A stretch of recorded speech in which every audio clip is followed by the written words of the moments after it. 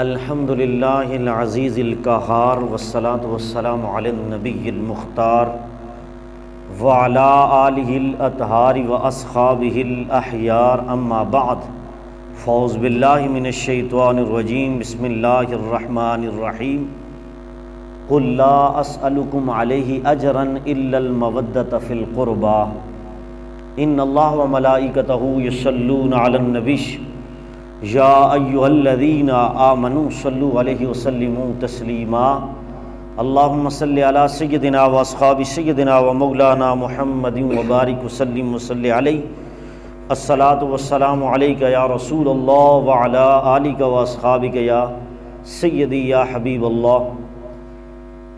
اللہ تبارک تعالی جل جلالہ وعم نوالہ واعظم شانہ واتم برہانہ کی حمد و ثنا اور حضور سرور کائنات جناب محمد الرسول اللہ صلی اللہ علیہ وسلم کے دربار گہر میں ہدیہ درود و سلام عرض کرنے کے بعد نہایتی معزز سامعین و ناظرین، اللہ رب العزت کا لاکھ لاکھ شکر ہے کہ اللہ رب العزت نے ہم سب کو آج پھر جمعۃ المبارک کا مقدس دن نصیب فرمایا، اور اس کا لاکھ لاکھ شکر یہ کہ آج کے اس مقدس دن میں ہم سب کو اللہ رب العزت نے یہ سعادت نصیب فرمائی کہ آج ہم سب جمع ہو کر اللہ اور اس کے رسول اور رسول اللہ کے پیاروں کا ذکر کرنے کی سعادت حاصل کر رہے ہیں۔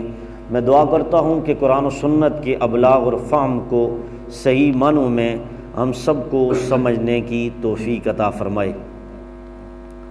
حضرات محترم، گزشتہ جمعۃ المبارک جیسا کہ آپ احباب کے سامنے میں نے سیدنا صدیق اکبر خلافت کے حوالے سے، ان کی خلیفہ بلا فصل کے حوالے سے چند معروضات آپ احباب کے سامنے بیان کی تھی۔ آج ہماری دوسری نشست آپ سماعت فرمائیں گے۔ حضرات محترم، قرآن مجید کی جو آیت کریمہ میں نے پڑھنے کا شرف حاصل کیا، یہ اکثر آپ محرم الحرام کے مہینے میں شان اہل بیت کے حوالے سے سنتے رہتے ہیں علماء سے، لیکن آج میں اسی آیت سے شان صحابہ کو بیان کرنے کی کوشش کروں گا کہ صحابہ کرام رضوان اللہ تعالی علیہ مجمعین وہ شخصیات ہیں کہ جن کی محبت کو اللہ رب العزت نے قرآن میں ہمارے لیے فرض کر دیا ہے۔ قرآن مجید کی سورہ شورى کی آیت نمبر 23 نمبر آیت، اللہ رب العزت اپنے نبی سے ارشاد فرماتا ہے، نبی آپ اپنی پیاری اور سونی وما ينطق عن الهوى والی زبان سے اپنی امت کے سامنے ارشاد فرما دے، بیان فرما دیں، قل لا اسألکم علیہ اجرا، کہ میں تم سے کوئی سوال نہیں کرتا، اجرا کوئی اجر طلب نہیں کرتا، کوئی ریٹرن، کوئی بدلہ تم سے طلب نہیں کرتا۔ کس بات پر؟ کہ تم کافر تھے، میں نے تمہیں مسلمان بنایا،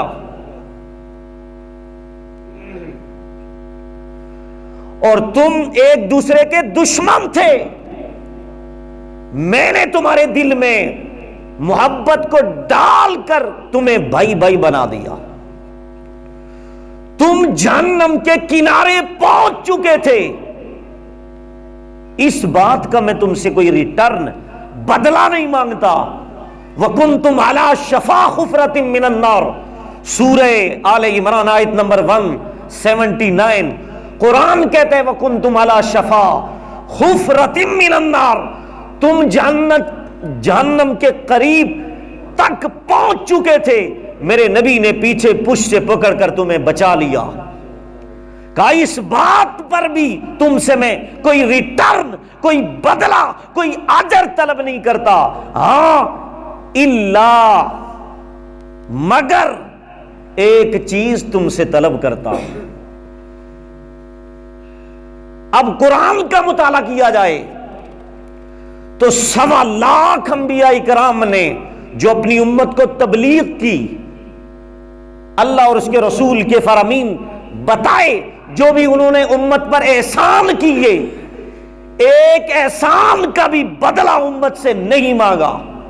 اور یہاں نبی اپنی امت سے سوال کر کے، سارے احسانوں کی نفی کر کے کہ میں تم سے کوئی احسان اور کوئی ریٹرن، کوئی بدلہ نہیں طلب کر رہا، مگر ایک چیز طلب کر رہا ہوں۔ ذہن میں خیال آتا ہے کہ پہلے نبی نے سارے احسانوں کی نفی کر دی کہ میں تم سے کوئی بدلہ، کوئی ریٹرن، کوئی اجر طلب نہیں کرتا، کہ میں نے تم پر اتنے احسان کیے، میں نے تمہیں باپ کا مقام بتایا، میں نے تمہیں ماں کا مقام بتایا، میں نے تمہیں بیوی کے حقوق عطا فرمائے، میں نے تمہیں وہ عظمتیں عطا فرمائی کہ انسان کے کنٹرول میں ساری کائنات کا نظام میں نے دیا، یہ سارا قانون اور شریعت کے احکام تمہیں بتائے، تمہیں کتے کے حرام ہونے کے احکام بتائے، خنزیر کے حرام ہونے کے احکام بتائے، حلال اور حرام، حلت اور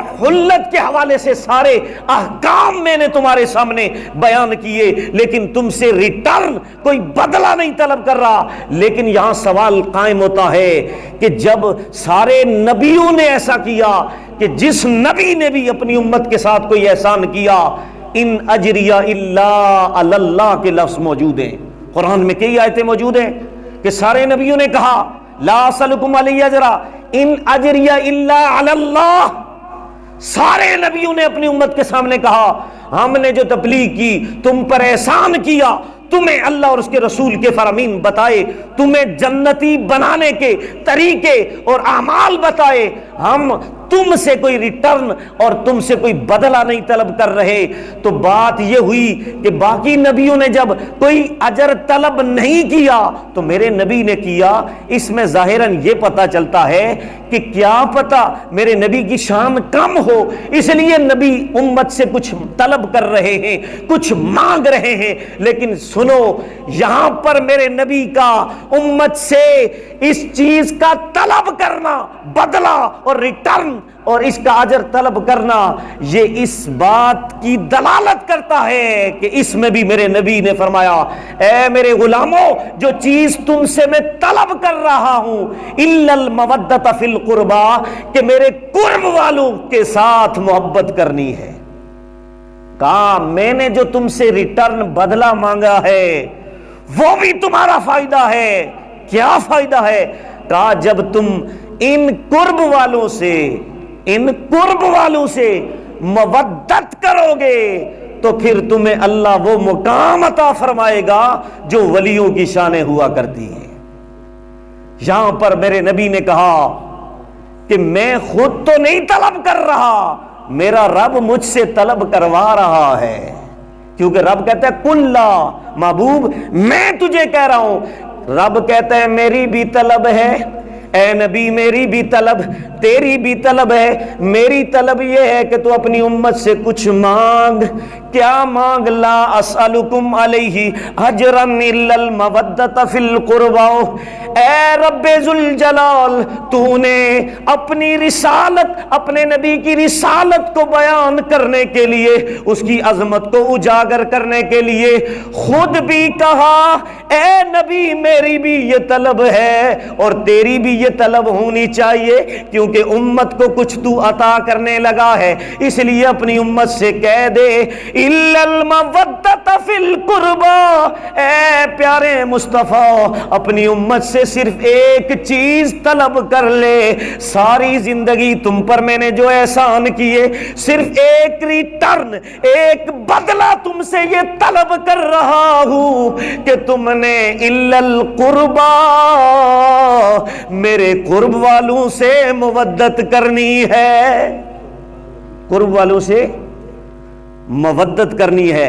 اب یہاں پہ ذہن میں خیال آیا یہ تو محرم الحرام میں یہ آیتیں پڑھی جاتی ہیں اور اہل بیت کے حوالے سے کہا جاتا ہے کہ اہل بیت سے الا المودۃ فی القربى سے مراد صرف اہل بیت ہیں، لیکن سنو اللہ کی عزت کی قسم اہل سنت والجماعت کو وہ رب ذوالجلال نے شرف اور انہیں وہ سینہ عطا کیا ہے، وہ دل عطا کیا ہے جس دل میں آل رسول کی محبت ہے، اسی دل میں اصحاب رسول کی محبت بھی موجود ہے۔ اب یہاں پر سوال قائم کھڑا ہوا کہ تم نے جو آیت پڑھی ہے الا المودۃ فی القربى، ہم تو اکثر سنا کرتے تھے اس سے اہل بیت کی محبت کا تقاضا کیا جانے کے لیے واعظین، علماء، خطباء، شیخ القرآن اس طرح کی آیتیں پڑھ کے محبت اہل بیت کا دعویٰ کرتے رہتے ہیں۔ میں نے کہا ہم اس کا انکار نہیں کرتے، لیکن ہر آیت کا ایک معنی نہیں ہوتا، کئی معنی ہوتے ہیں۔ آؤ ذرا ہم دیکھتے ہیں تفسیر کبیر کے اندر امام فخر الدین رازی نے تفسیر کبیر کی 27ویں جلد صفحہ نمبر 89 پر اسی آیت کے تحت لکھا کہ اللہ رب العزت جو اپنے نبی سے امت کی طرف سے کوئی چیز طلب کر رہا ہے، کوئی چیز مانگ رہا ہے کہ ان سے مودت کرنا، ان قرب والوں سے مودت کرنا، یہاں صرف اہل بیت مراد نہیں ہے، بلکہ وہ فرماتے ہیں الا علی قول اصحابنا، وہ یہاں پر لکھتے ہیں والحاصل علی ھذا الآیۃ تدل علی وجوب حب آل رسول اللہ صلی اللہ علیہ وسلم وحب اصحابی۔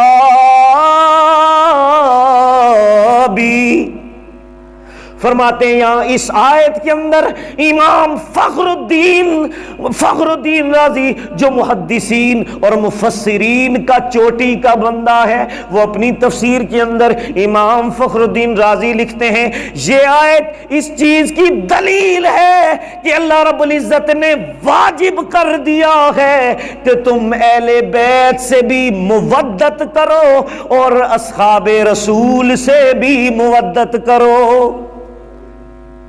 اور یہاں پر انہوں نے آگے لکھا کہ صرف اہل بیت سے محبت کرنا اور صحابہ کرام پر تبرہ کرنا، اور کراچی کے مقام پر اس وقت کچھ دنوں پہلے ایک خبیث ذاکر ممنون نام نوید عاشق ملعون نام بدبخت نے میرے نبی کے صحابہ حضرت ابو بکر صدیق کی گستاخی کی، میرے نبی کی گستاخی کی، اللہ کی توہین کی، اس بدبخت کے بارے میں آج ہم اس عظیم جمعے کے اجتماع میں ہم اس حکومت سے مطالبہ کرتے ہیں کہ سر عام ان بدبختوں کو پھانسی دی جائے۔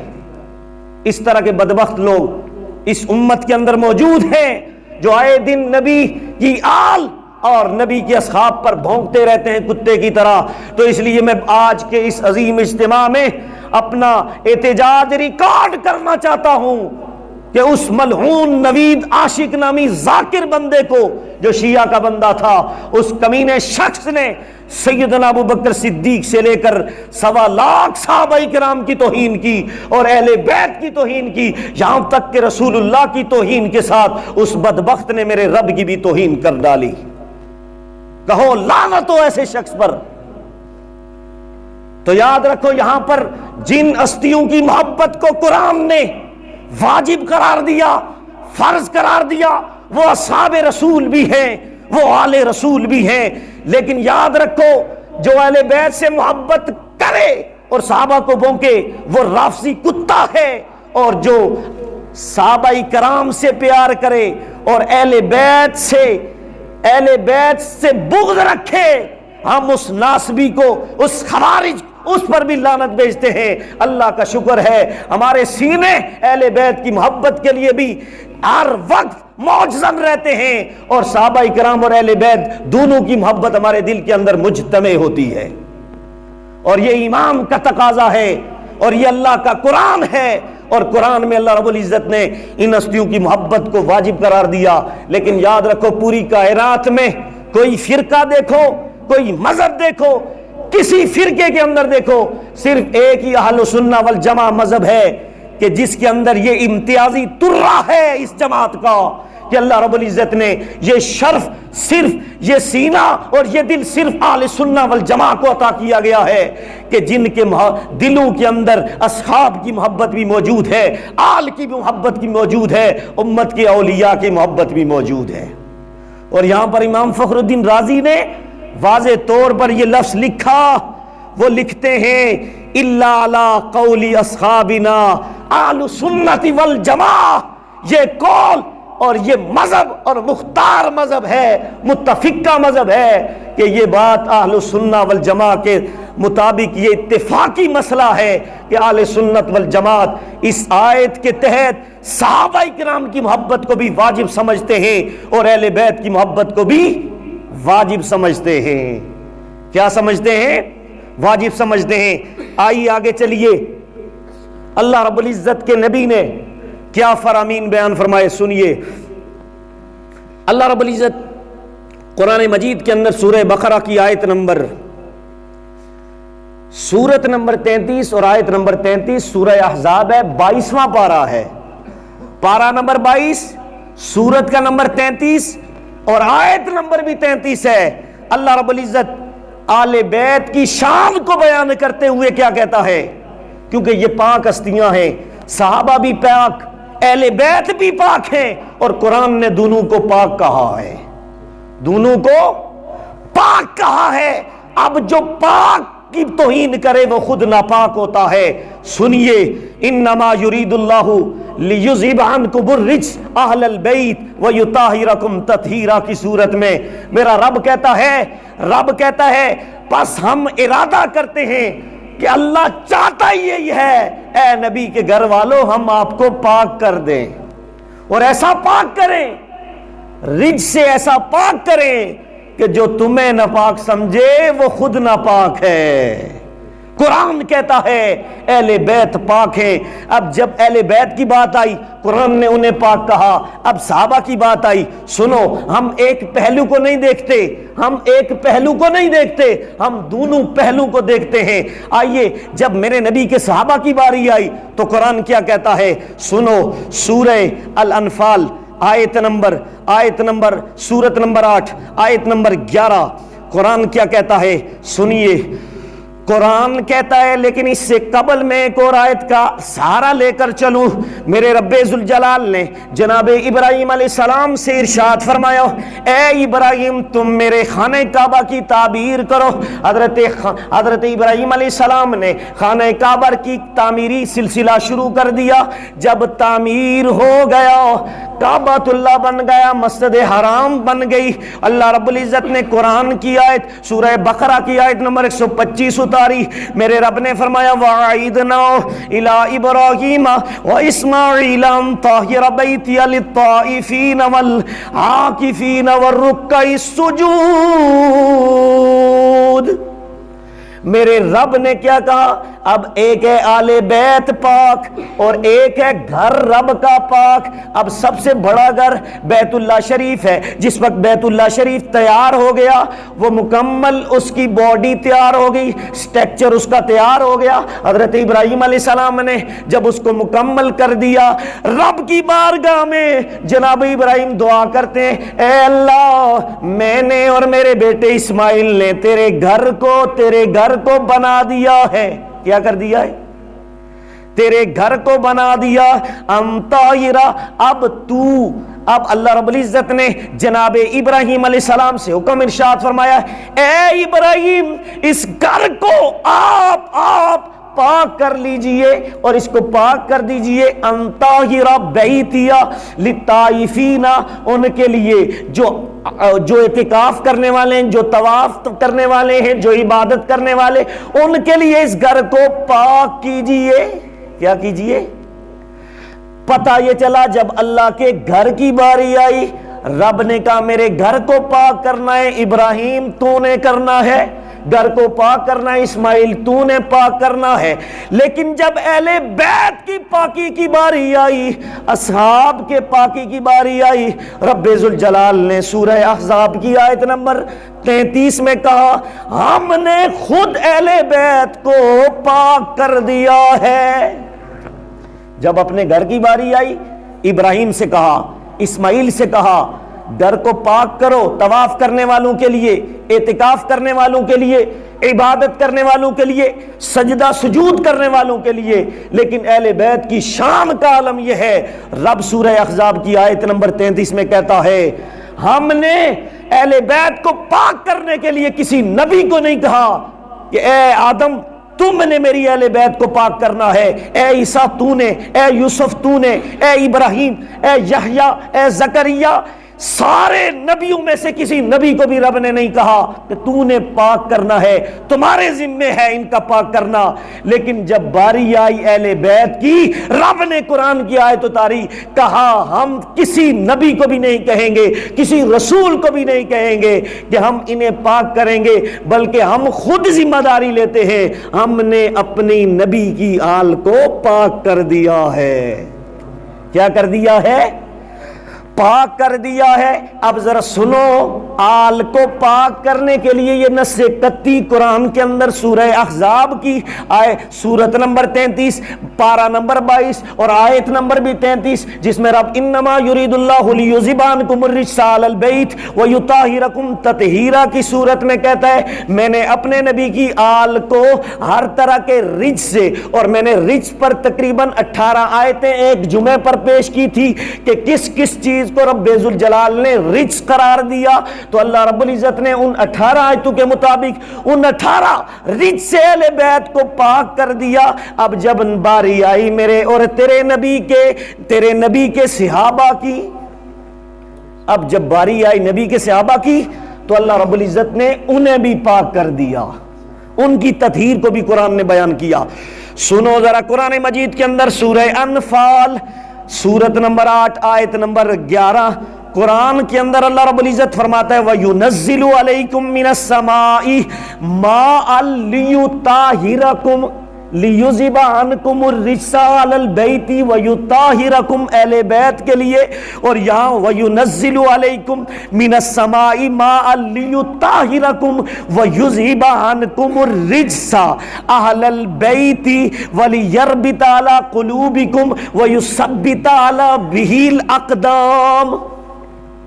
اس میں انما یرید اللہ لیذھب عنکم الرجس اہل البیت ویطہرکم تطہیرا، اور یہاں سورہ انفال سورت نمبر 8 اور آیت نمبر 11، قرآن نے صحابہ کرام جب جنگ بدر میں تھے تو میرے رب نے کہا ہم نے آسمان سے بارش نازل کی۔ کیا نازل کی؟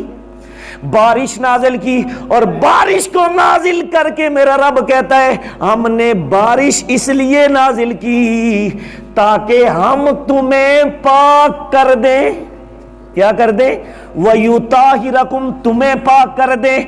اب رب نے کہا لیطہرکم کہ لفظ اہل بیت کے لیے، اور یطہرکم بہ ویذھب عنکم رجز الشیطان، یہاں بھی رجس ہے وہاں بھی رجس ہے۔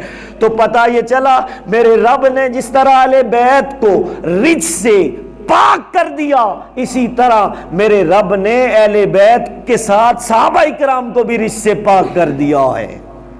ہم نے دو پہلو دیکھنے ہیں، ایک میں مقام صحابہ اور ایک میں مقام اہل بیت، یہ اس طرح کی آیتیں۔ اب جب محبت کی باری آئی تو سنو، قرآن کے اندر اللہ رب العزت نے ان کی محبت کو اس آیت میں سورہ شورى کی آیت نمبر 33 میں فرض قرار دیا کہ ان سے محبت کرو، تم پر فرض ہے۔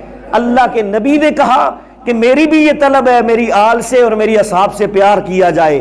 رب نے کہا میں حکم ارشاد فرماتا ہوں میری بھی یہ طلب ہے کہ میرے بندے میرے نبی کے صحابہ سے بھی پیار کریں، اہل بیت سے بھی پیار کریں۔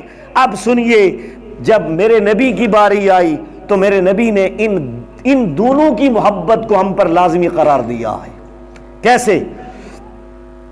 اب دیکھیے جامع الترمذی کے اندر حدیث نمبر 3789، یہ ترمذی شریف اس کے اندر حدیث پاک موجود ہے۔ اب ترمذی کے اندر سے دو روایات آپ کے سامنے میں بیان کروں گا کہ لوگ آج چھپاتے کس طرح ہیں۔ اہل بیت کی محبت کو تو بیان کیا جاتا ہے، صحابہ کی محبت کو نہیں بیان کیا جاتا۔ تو سنو، ہم نے ایک ہی حدیث ترمذی شریف کی کتاب سے دونوں حدیثیں بیان کرنی ہے اور بتانا ہے رافضی کون ہے ناصبی کون ہے۔ لہذا اللہ رب العزت کا لاکھ لاکھ شکر ہے کہ یہ ترہ امتیاز صرف اہل سنہ والجماعہ کو ملا ہے۔ حدیث سنیے میرے نبی علیہ الصلوۃ والسلام نے کیا فرمایا، سنو۔ اس حدیث سے قبل ایک اور نکتہ آپ سمجھ لیں قرآن کا، کہ قرآن میں کل صحابہ اکرام، وہ صحابہ نبی کی آل میں شامل ہونے کے لیے اس دور میں بھی نبی کا صحابی ہونا شرط ہے۔ ایک بندہ نبی کی آل میں سے ہے اور نبی کا کلمہ نہیں پڑھ رہا تو ہم اسے مسلمان نہیں کہہ سکتے۔ کیوں؟ کہ جب اس نے کلمہ ہی نہیں پڑھا تو نبی کی آل میں شامل ہونے کے لیے سب سے پہلی شرط حضور کے دور میں اس کا صحابی ہونا ہے۔ پتہ یہ چلا آل میں شامل ہونے کے لیے صحابی کا ہونا اس دور میں ضروری ہے، اس دور میں ضروری ہے۔ اگر اس دور میں نبی کی آل کا بندہ ہے، جس طرح ابو لہب حضور کا سکا چچا جو اہل بیت نسب میں شامل ہے، جو حضور کی آل میں شامل ہے، لیکن آج تک کسی نے ابو لہب کو حضور کی آل میں شامل نہیں کیا۔ کیوں؟ آل میں شامل ہونے کے لیے عقیدہ صحیحہ کا ہونا ضروری ہے۔ آل میں شامل ہونے کے لیے عقیدہ، کیوں؟ اس لیے کہ جو نبی کا عقیدہ تھا وہ عقیدہ ابو لہب کا نہیں تھا، اس لیے ابو لہب کو آل سے خارج کر دیا گیا۔ اور آج جو 1400 سال بعد اپنے آپ کو سید کہتے ہیں اور آل کہتے ہیں، ان کے عقیدے میں کفر ہے، یہ آل سے خارج ہیں۔ وہ دیکھیں نا آپ، انڈیا کے اندر رضوی نام کا ایک بندہ ہے، وہ پہلے قرآن کے بارے میں معاذ اللہ کہتا تھا کہ قرآن کی اتنی آیتیں جو ہے نا وہ قرآن کے اندر موجود نہیں ہیں، پھر قرآن کی تعریف کا قائل بنا معاذ اللہ۔ قرآن کے بارے میں اس نے کہا قرآن میں لفظی غلطیاں ہیں معاذ اللہ، قرآن کی تحریف کی اور قرآن کی کئی آیتوں کا انکار کیا اور اپنی طرف سے قرآن کی آیتیں بنائی معاذ اللہ۔ اس شخص نے، وہ اپنے آپ کو سید کہنے والا تھا، لیکن اس بدبخت کو سزا کیا ملی؟ آج 6 مہینے پہلے آپ ہسٹری اٹھا کر دیکھیں، انڈیا کے سارے چینلوں پر اس کو بتایا گیا کہ اس بدبخت انسان نے اپنے آپ کو ہندو دھرم کے اندر شامل کر کے ہندوؤں کے سب سے بڑے پنڈت کے سامنے اعلان کر دیا کہ میں مذہب اسلام چھوڑ کر ہندو ہونا قبول کرتا ہوں معاذ اللہ۔ یہ کتنی بڑی قرآن کی توہین کرنے کی وجہ سے اللہ پاک نے اسے اپنے عذاب میں گرفت میں لیا کہ ایک بندہ آل رسول کا نام بھی لے اور پھر قرآن کا انکار کرے، اور پھر قرآن کا جب انکار کرتا ہے تو اللہ پاک نے پھر اسے یہ سزا دی کہ نہ وہ سیدوں میں رہا نہ مسلمانوں میں رہا، بلکہ سیدھا ہندو دھرم اس نے قبول کر لیا۔ نیٹ کو سرچ کریں، آپ دیکھیں سوشل میڈیا پر کہ اس شخص کو اللہ نے یہ سزا عطا کی ہے کہ وہ ہندو دھرم قبول کر چکا ہے۔ اب یہاں پر سنیے وہ صحابہ اکرام، ان کی شان کیا ہے۔ قرآن کے اندر اللہ رب العزت نے بیان فرمایا، سورہ حجرات کی آیت نمبر 7 میں رب کہتا ہے وَلَكِنَّ اللَّهَ خَبَّبَ إِلَيْكُمُ الْإِيمَانَ وَزَيَّنَهُ فِي قُلُوبِكُمْ وَكَرَهَ إِلَيْكُمُ الْكُفْرَ وَالْفُسُوقَ وَالْعِصْيَانَ۔ قرآن کہتا ہے ہم نے نبی کے صحابہ کے دلوں کے اندر نور کو منور کر دیا ہے، نبی کے صحابہ کے دلوں کو نور سے مزین کر دیا ہے۔ والکفر، اب کفر ان کے قریب نہیں آتا، والفسوق، بڑے گناہ ان کے قریب نہیں آتے، والعصیان، چھوٹے گناہ بھی ان کے قریب نہیں آتے۔ تو پتہ یہ چلا اس آیت سے ظاہراً تو یہ پتہ چلتا ہے کہ اللہ پاک نے صحابہ کو کفر سے بھی دور کر دیا، فسق اور فجور سے، العصیان سے، چھوٹے اور جو گناہ صغیرہ اور کبیرہ سے دور کر دیا۔ تو اس طرح اگر بندہ چھوٹے صغیرہ کبیرہ گناہوں سے دور ہو جائے تو اسے تو معصوم کہنا چاہیے۔ کیا کہنا چاہیے؟ کہ وہ معصوم ہے، گناہوں سے پاک ہے۔ لیکن یاد رکھیے ہم وہ نہیں ہیں کہ جو صحابہ اکرام کو معصوم کہیں، ہم وہ نہیں ہیں جو اہل بیت کو معصوم کہیں۔ ہم صحابہ و اہل بیت کے لیے یہ عقیدہ رکھتے ہیں کہ کہ اللہ پاک نے انہیں گناہوں سے محفوظ کیا ہے. کیا کیا ہے؟ محفوظ کیا ہے. وہ معصوم نہیں ہے. معصوم کے لیے یہ عقیدہ قطعی ہے کہ صرف پوری کائنات کے اندر اللہ رب العزت نے یا تو نبیوں رسولوں کو معصوم بنایا ہے یا اپنے پاک نوری فرشتوں کو معصوم بنایا ہے. اور حضور کے اوپر اسی لیے حضور خاتم المعصومین ہیں. کیا ہے؟ خاتم المعصومین ہیں. جس طرح حضور کے بعد کوئی نبی نہیں آ سکتا، یہ عقیدہ بنائیے. اسی طرح حضور کے بعد کسی کو معصوم ماننا یہ بھی کفری عقیدہ ہے. اور مولانا امجد علی اعظمی صاحب نے بہار شریعت کے اندر اور امام احمد رضا خان فاضل بریلوی نے فتاوی رضویہ کی 26ویں جلد صفحہ نمبر 175 پر لکھا کہ جو اللہ کے نبی اور اہل اور فرشتوں کے سوا کسی کو معصوم مانے وہ کافر ہے. کیا ہے؟ کافر ہے. لیکن قرآن کی یہ جو آیت ہے والکفر والفسوق والعصیان، سورہ ہجر کی آیت نمبر یہ جو 7 میں نے پڑھی ہے، اس میں اللہ رب العزت کہتا ہے کہ ہم نے صحابہ کو کفر سے بھی دور کر دیا، گناہ کبیرہ سے بھی، گناہ صغیرہ سے بھی. اس سے ظاہراً تو یہ خیال پیدا ہوتا ہے کہ معصوم ہے، لیکن یاد رکھو یہ اللہ تبارک و تعالیٰ بتانا چاہتا ہے کہ ہم نے ہر طرح کی پلیتی ان سے دور رکھی، لیکن ہم ان کو محفوظ سمجھتے ہیں، معصوم نہیں سمجھتے. اتنا بڑا مقام شرف ہونے کے باوجود بھی ہم یہ اپنی زبان سے یہ لفظ بول نہیں سکتے. لیکن صحابہ کرام وہ عظیم ہستیاں ہیں کہ ان کی محبت کو اللہ رب العزت نے ہم پر فرض فرما دیا ہے. اب سنیے حضور کی زبان سے سنیے کہ حضور ان کے بارے میں کیا فرما رہے ہیں. سنیے جامع ترمذی کے اندر حدیث نمبر 3789. جامع ترمذی حضور نے خود فرمایا احب اللہ لما یغزوکم من نعمی واحبونی لحب اللہ بحب اللہ واحب اہل بیتی لحبی. میرے نبی نے فرمایا کہ تم اللہ سے پیار کرو. کیا کرو؟ میرے مصطفیٰ کریم نے فرمایا تم اللہ سے پیار کرو. یا اللہ کیوں؟ یا رسول اللہ کیوں اللہ سے پیار کریں؟ جواب آتا ہے میرے نبی فرماتے من نعمہ، اس لیے تم اللہ سے پیار کرو، اللہ تمہیں نعمتیں عطا فرماتا ہے. اللہ نعمتیں عطا فرماتا ہے اس لیے اللہ سے پیار کرو. میرے نبی نے فرمایا واحبونی، اور تم مجھ سے پیار کرو. کیوں؟ بحب اللہ، کیونکہ اللہ مجھ سے پیار کرتا ہے. تم اللہ سے پیار کرو اس لیے کہ اللہ نے تمہیں نعمتیں عطا کی، اور تم مجھ سے بھی پیار کرو کیونکہ مجھ سے میرا رب بھی پیار کرتا ہے.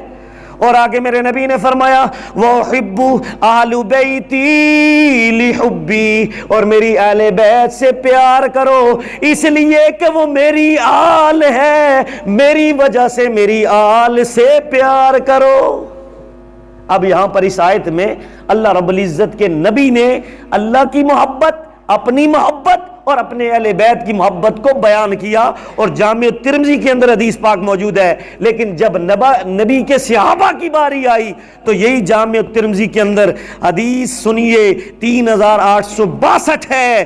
میرے نبی نے فرمایا اصحابی، میرے نبی نے فرمایا اللہ اللہ فی اصحابی لا تتخذوہم غرضا من بعدی فمن احبہم فبحبی احبہم ومن ابغضہم فببغضی ابغضہم. میرے نبی نے فرمایا میرے نبی کے صحابہ کی شان سنو. میرے نبی نے فرمایا میرے صحابہ کے بارے میں اللہ سے ڈرتے رہنا. صحابہ کے بارے میں اللہ سے ڈرتے رہنا. اور میرے نبی نے فرمایا جو ان سے محبت کرے وہ یہ سمجھے اس نے مجھ سے محبت کی، اور جو ان سے بغض رکھے وہ یہ سمجھے کہ اس نے مجھ سے بغض کیا. تو پتہ یہ چلا جہاں جامع ترمذی کے اندر حضور کی آل بیت کی محبت کا دعویٰ کیا میرے نبی نے، محبت کرو، اسی جامع ترمذی کی حدیث دوسری کے اندر رب ذوالجلال نے اپنے اصحاب کے بارے میں بھی بول دیا کہ میرے اصحاب سے پیار بھی کرو، محبت بھی کرو۔ حضرات محترم، صرف ابو بکر سے محبت کرنے والے کے بارے میں اس کا مقام کیا ہے؟ میرے نبی کی حدیث ہے، میرے نبی نے فرمایا 70,000 فرشتے پہلے آسمان پر ایسے موجود ہیں کہ جو بندہ صرف ابو بکر سے محبت کرتا ہے، صبح سے شام تک اللہ کی بارگاہ میں وہ دعا کرتے ہیں مولا اس بندے کے سارے گناہ بخش دے۔ اور تیسرے آسمان پر کچھ ایسے فرشتے ہیں کہ جو بندہ ابو بکر الصدیق سے بغض رکھتا ہے تو تیسرے آسمان تک صبح سے شام تک جتنے فرشتے ہیں وہ سارے تلعنون کے لفظ موجود ہیں، وہ صبح سے شام تک اس بندے پر لعنتیں بیچتے رہتے ہیں، او لعنتی تو ابو بکر سے بغض رکھتا ہے۔ تو حضرات محترم، اللہ کا لاکھ لاکھ شکر ہے کہ ہم حضرت ابو بکر صدیق سے محبت کرتے ہیں۔ اللہ رب العزت سے دعا ہے کہ اللہ